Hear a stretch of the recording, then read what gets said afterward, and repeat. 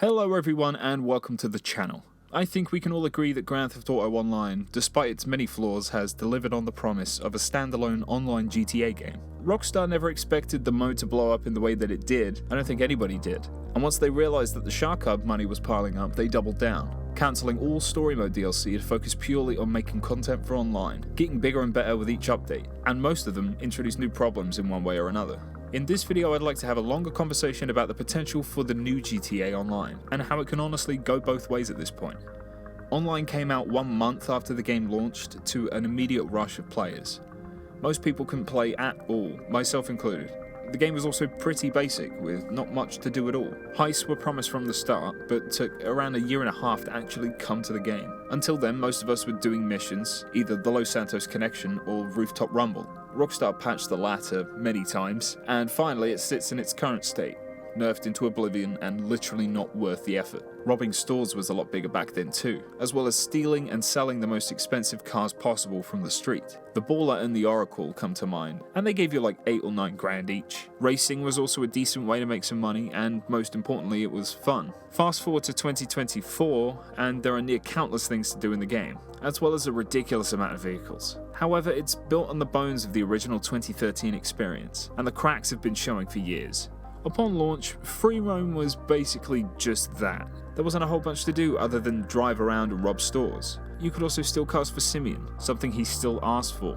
After heists were added, the game changed pretty drastically. People were, for the first time, earning a lot of money. At the same time, this was the first update that didn't bring any new vehicles to story mode, marking the beginning of the end for single-player support. When the game was ported to Xbox One and PS4, some more DLC cars were added to both the internet and the streets. From then on, all content coming to GTA would stay locked to online, and there would be a lot of vehicles added. The Doomsday Casino and Cayo Perico heists were added later, as well as a seemingly endless amount of businesses and other ventures. Offices, agencies, underground bunkers, underground ex-government facilities, etc. I don't much like the vibe that the game has taken on. You are a businessman who steals cars and shoots people, not your average criminal. I feel like there's too much going on, and the DLCs feel kinda incoherent. 1 minute you're infiltrating a private island against a private militia in your own personal submarine, and the next you're working in your auto shop, customizing and delivering customer vehicles. And then you're back to literally saving the world. There's no real identity to your character.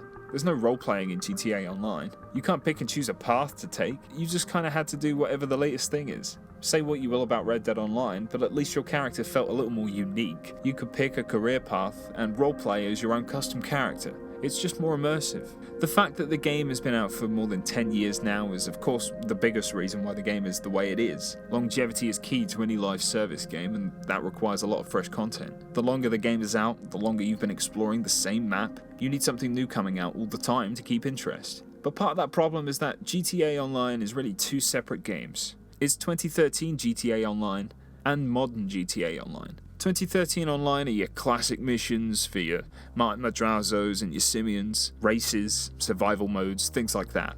I would even count the original heist as part of this too. 99% of the content would pull you out of free roam and into a separate instance. Modern GTA Online is CEO businesses and biker businesses, as well as the modern heists from Doomsday onwards. Most content here, besides the actual heist of course, is in free roam. These two exist in the same world, but there's a hard line between old and new. That more subdued side of online has largely been forgotten. You won't catch someone playing The Commute for money, and it's a shame that they're not viable. It's more of a boots on the ground GTA experience, whereas the modern online is just something else. I would just appreciate some more direction for GTA 6's online. Rockstar understands, like we do, that this is going to be a huge moneymaker. The new GTA Online will most likely come out a month or 2 after 6, just like it did for 5. Enough time for people to get their bearings on the map and the mechanics. But what I would like is different paths for my character to take. I want to have more control over my character's life, and not just tread the path of whatever Rockstar decides. For example, Red Dead Online let you choose a few different paths. You could be a hunter or a collector, or you can just be an outlaw. I didn't play much Red Dead Online, it didn't get the content. I'm sorry, Red Dead Online fans, there's more to that game. Probably. GTA 6 could let you follow that high roller life that 5 offers. Or maybe you could be an illegal street racer, or a dealer. Maybe we could play as a police officer character. This was one of the original ideas for GTA Online, where you could either play as a criminal or as the police. Grand Theft Auto was about crime in a satirical world, but that doesn't necessarily mean that you always have to be the criminal, at least for a multiplayer mode. There would be so many different gameplay opportunities that would open up if you were able to play as the VCPD. Maybe like ongoing crime investigations, or like busts and takedowns. Maybe you could even plan, prep, and execute sting operations, or busts on a larger scale. I'm just spitballing here, but it would be awesome. Maybe you could even choose to play as a corrupt cop. These roles can have access to unique cars, and clothes, and guns. I know for a fact that plenty of people would have one character for each role. I would. But of course there's also the issue of the futuristic vehicles and weapons and such. As cool as they are, I just don't think they belong in a Grand Theft Auto. It almost cheapens it. The oppressor was just a problem, and I hope it never returns. If it does, which it will, just don't give it weapons. Alright, problem solved. It's a flying motorcycle, okay?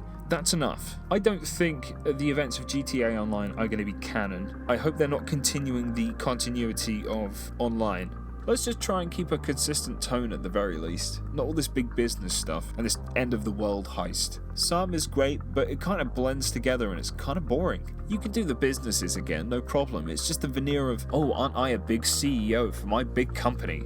It doesn't work for me. I would prefer it to be more underhanded and not to have my criminal empire run out of the biggest building in the city, you know? Ever since Rockstar started making bank, the price of goods in the game has risen substantially. Vehicles are the most obvious example, but the multiple businesses and upgrades required to make them worth it all add up. Even the new weapons are overpriced. All because Rockstar A, wanted to sell shark cards, and B, couldn't balance their in-game economy.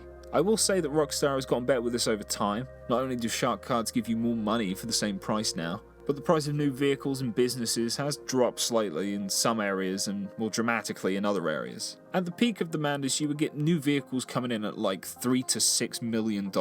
Newer vehicles float between like $1 to $3 million, maybe like $3.5, which isn't bad considering how much money you can make now. If they can somehow balance the economy in GTA 6 so that unremarkable cars are not priced at like over $1 million, that would be ideal. This would mean your character would be earning less money, sure, but you wouldn't need nearly as much to spend on things. That's a difficult undertaking though, so I'm not expecting too much. I just don't want the stupid mundane grind that goes into making money. The game also just needs to be worth playing for its gameplay, and not just the promise of if you make more money, you can buy this other business, which you can use to make more money, which you can use to buy this other business, etc, etc. Finally, the game just needs to be worth playing solo, and should include any and all quality of life improvements that have been made so far in 5. You may think that's a given, but you never know. We were only given the ability to do everything in an invite-only session in 2022. It's honestly the most fun way to play for me, but they did it because they want people to blow your stuff up so you make less money. So overall, that's what I mean when I say GTA 6's online mode needs to be different. Online has a lot of content, but it's not very deep at all, and that's what I wanted, some depth. And that's the end of that incoherent rant from me. If you made it to the end of this video, what's wrong with you? Thank you all for watching, and I hope you have a great day. Take it sleazy.